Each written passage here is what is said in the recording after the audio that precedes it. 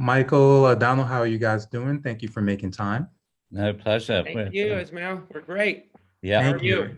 I'm doing good, and congratulations on this great show that we're going to be seeing April 24th. I'll start with you, Michael. We know Billy the Kid has so much history in cinema. I think there's been over 50 adaptations of him in some form or fashion. Does all that history make it easier to come up with something new and come up with a new approach, or does it make it more difficult when you're trying to sift through how to make something unique with such a story that we're familiar with? Well, the truth is, I haven't seen many of those portrayals of Billy. I have a sense of them, and I have a sense of all the cliches that surround Billy.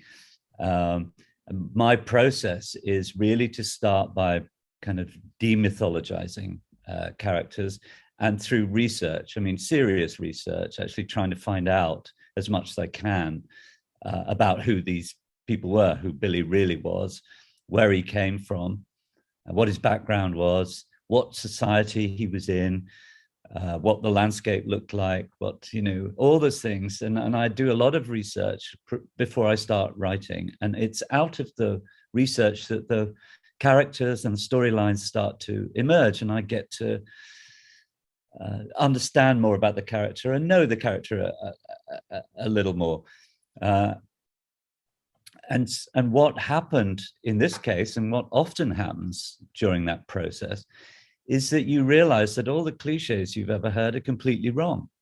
That you thought you knew something about Billy, but I didn't know anything. Not really. I didn't know, about his immigrant roots. His parents were Irish. He was born in New York, but his parents were Irish, forced out of Ireland during the famine, went to New York, and had to leave New York because of the poverty, the lack of jobs, the lack of opportunities. And they were told that if they went west, there'd be plenty of opportunities and plenty of jobs, which was a lie. It was just the American government wanted more Americans to go there frankly, to turf out the Mexicans from their farms and so on. And so Billy was thrust into this harsh, violent world, but he was a sensitive young man. He was very moral. His mother, who he loved deeply, was a devout Catholic, and he learnt his morality from her. And far from being a sort of ruthless, cold-blooded killer, he was completely the opposite. And so all these things emerge. So I feel that, we're telling a story which is more authentic, more truthful than any portrayal I imagine that there's been so far. But in order to do that, I also needed to portray him as a young boy, because you cannot understand the man without knowing the boy. Absolutely. And Donald, as a producer, I think this your first Old West project? I know you've done sci-fi, horror, a Yeah. little bit of everything. Yes, it is. It is. I've developed some, but this is the first one that I actually got to produce. So how was your comfort level with this, dealing with the Old West and dealing with such a rich history?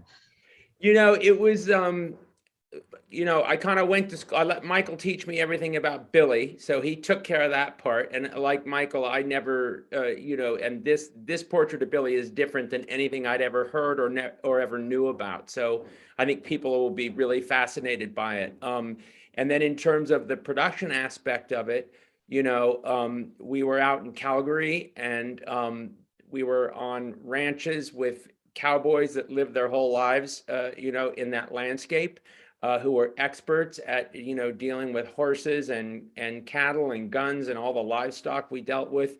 And so we had, those were our experts that took everybody to school. The actors had to go to Cowboy University and learn to rope and ride and do all of it. Wow. So yeah, you just gather the right experts around you, put the right people in place, and then, hope for the best. The conditions were tough sometimes. We had a lot of weather and inclement weather, and we were in remote locations, but it was exciting and wonderful. Everybody was really invigorated by it. There was no studio. It was all done on location. It's Yes, quite we had no extraordinary. sound stage. We didn't have one sound stage. Yeah. Wow, fantastic. Yeah. Michael, I wanted to run kind of a theory by you. You know, just watching the series, I feel like you say a lot about, you mentioned immigration, what the idea of what the American dream is, and really the dark side of the American dream. Because I think you can almost argue that Billy is almost the biggest victim of what the Yeah, dark side of the American dream can be when you talk about manifest destiny, yeah. exploitation. I feel all those came together in the perfect storm to kind of put him where he's at. Do you think that's a good read of the series overall so far? It's a very good read. It's an extremely good read. And but the truth is that that's something I didn't start off with that idea. It's not a polemical piece. I didn't want to say that, hey, here, guys, this is the real American dream. It's a dark dream, you know. It's not at all. It kind of again evolved, and it was partly, you know, that Billy, as the son of immigrants, identified with the dispossessed. So he identified with Mexicans. He learned to speak Spanish. He'd learned something about the rings, you know, these organizations of rich white men who banded together to corrupt the society, basically. And Billy was a victim of that. So, and Billy himself actually always wanted to go straight. He never got the chance to really to do that. I mean, John Tunstall in Lincoln County gave him that opportunity, but then Tunstall was murdered. So everything was taken away from Billy. His family died when he was young. You know, it was very hard, and yet he shines. He shines through it all. You know, he's someone you engage with, that you sympathize with, and he learns from experience. He learns the hard way. You know, he doesn't bring presumptions to it. You know, his mother being very devout and believed that everything was for the best. You know, and of course that doesn't always work. And but it's your reading is absolutely authentic and absolutely real. Thank you. Appreciate that.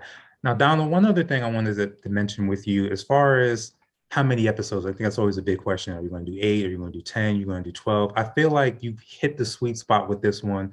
Did you know that initially going in where you wanted to go as far as the length, or was that something that kind of you had to go back and forth on to narrow it down? Well, first of all, I love that you like the 8. That's you know, we certainly felt that was the sweet spot too. And really, Michael knew how this story should arc out, and he knew very specifically how much time he thought he needed to tell the full tale, because there is a plan in place. If we're lucky enough to go forward, there's more that can come. But Michael, you can talk to that. Well, but you know, Billy is best known, I think, for his involvement in the Lincoln County War. And at the end of this first season of 8, he's really just arrived in Lincoln, and the Lincoln County War is about to kick off. But again, everything is context. You know, I wanted people to understand what the Lincoln County War was about. And so I wanted people to already have some engagement with, more than some, a lot of engagement with Billy, a lot of insights into him, to really like him, want to follow him. But also taking the story to another place, to another level, essentially. And the first season introduces us to Billy. I think all of it is very necessary. I think the steps that I've taken were very necessary for you to understand the reality of who Billy was and what was happening in America at the time. And if our dream comes true, you know, Michael has a vision for 2 more seasons of 8 episodes each after this. So it would be a total of 24. Correct, Michael? Fantastic. Yes, that's what Yeah. I wanted to do. Yeah. Yeah. Awesome. Awesome. Now, there's an underrated love story that I think people might not catch initially, and it's really between Billy and Jesse. You know, their Yeah. friendship, and almost kind of, I can't really think of a parallel to it. I think the closest might be, if you've seen Sergio Leone's Once Upon a Time in America, Yeah, maybe yeah, De Niro and James Woods' character. Maybe there's yeah. some similarity like that. But how did you go through the process of writing that? Because it's very, very unique, and they're almost polar opposites in certain ways, but those opposites kind of bring them together, and keep them united for a long time. Yeah. Well, the gift was that this was true, that at a certain point in his life, Billy met a boy who was slightly older than he was, the kind of boy that as boys ourselves, we probably were attracted to when we were younger, because they're the cool guys. And they tend to walk a little bit on the dark side and give you a kind of thrill that you're going to start breaking a few rules, and all the things you've secretly wanted to do but didn't dare to do. These guys do it. Okay. So Billy, right from the start, is kind of looking up to Jesse, and Jesse is forever inviting him to join him on the dark side. And so I had this setup, which was real. This really happened to Billy, and their lives intertwined right to the end. You know, sometimes they're on the same side, then they were on the other side, but they somehow were always brought back together. Fate brought them back together. But I added something which came out of my reading and my thinking, that I realized that Jesse is Billy's doppelganger. That means his double. Right. So, and there are lots of great fictional accounts of doubles. There's a great short story by Conrad, another one by Dostoevsky, about the double. Artists, writers have been fascinated by this for a long time. And so Billy and Jesse need each other. They're totally unlike each other, and yet they are somehow aspects of the same person. And one of the thrilling things, beyond coming up with that notion of what made them tick, what brought them together all the time, they needed this. They needed each other. You know, Jesse just couldn't kind of shoot Billy. He gets opportunities to, he can't bring himself to do it. Billy knows he must get away from Jesse, but he keeps being drawn back to Jesse. But the greatest thing then is to see those characters embodied. So we have two actors who are perfect. You know, Tom Blythe is very sensitive. His eyes tell you everything, and he's deeply feeling. The moment Jesse walks into his life in, I think, the third episode, he comes in fully formed. He is absolutely who he's going to be. And Billy's still being formed. Billy's having experiences that are forming him and everything, but Jesse's comes walking in like a fully formed Jesse. And it's magical to watch these two actors. Absolutely. One thing you may have indirectly spoke about that I felt throughout the series is really celebrity culture and celebrity worship. That's something I never thought that we would see in the Old West, but Billy was a celebrity. You know, he would walk in the room, people knew who he was. Yeah. They gawked at him. You know, they wanted him to do tricks. I like how I want to spoil it, but he flipped it on them to let them know that I might be a celebrity in your eyes, but back off. But he's had moments like that he had to deal with, and you can tell he was very uncomfortable with that. Has anything changed? What do you think the reception would be if we had a similar type of Billy the Kid Outlaw in modern times? Would it be the same type of reception these days? I'm not sure, but I absolutely take your point, and I was aware of that because, you know, Billy's face is on posters all over the States. You know, he did become famous, but as he said to Pat Garrett at one stage, I don't want to be famous for shooting people, you know, but I mean, I think we all have known about gangsters, for example, who had similar fame, you know, like Al Capone, Yes. Dillinger, you know, they were all idolized. There's a romantic whole kind of aura around them. Yeah, and as I say, so there's no TV, so it's just those wanted posters to be famous because there's a wanted poster, you know, and putting a value on your life too, because that's the price on Billy's life. I think there is in America, there is still to some extent an attraction towards the outlaw kind of figure. You know, I think more so than in my culture, I think America celebrates the outsider a little more, you know, the person who breaks rules. You know, I think you tend to find them more attractive people.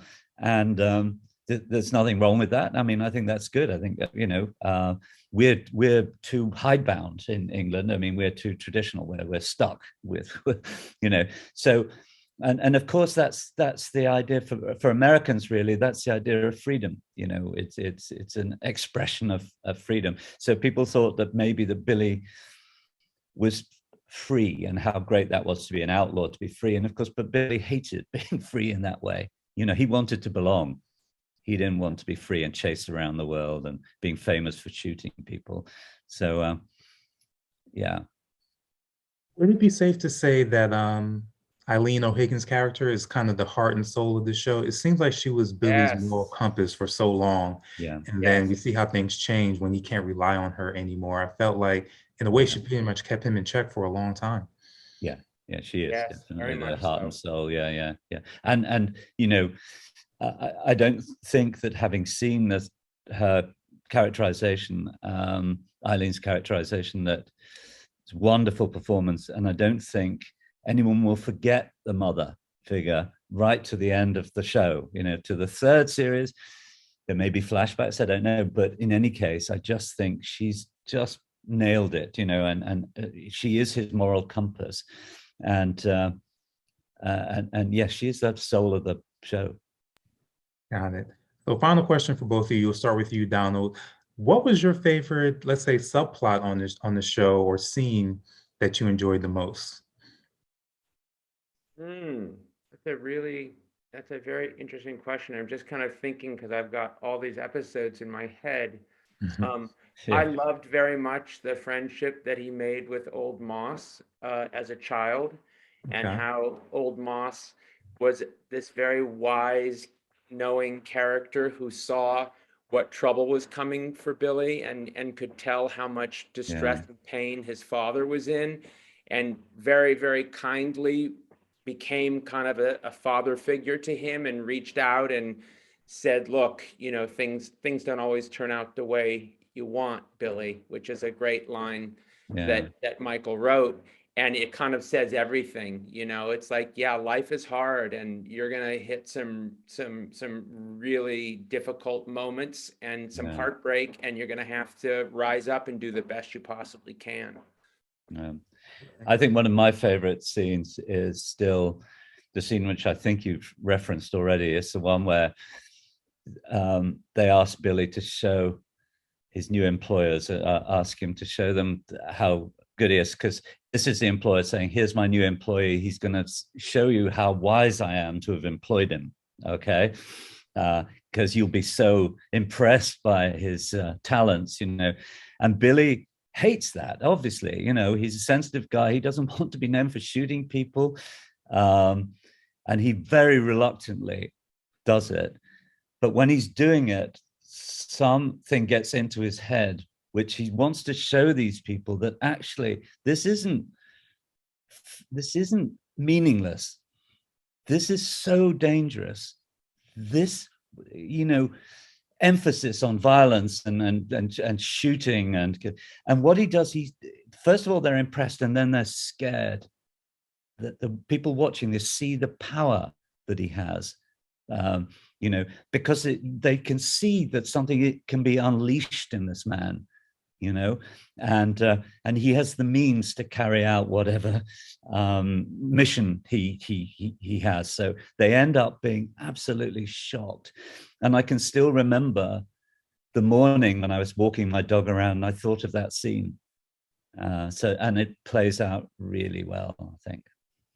Absolutely. Well, Michael, Donald, I appreciate your time, and we're all looking forward to that seeing that premiere this Sunday, April 24th. Thank you, Thank you Ismail. so much. Great Yeah. questions. Thank you for Yeah, that. thank you.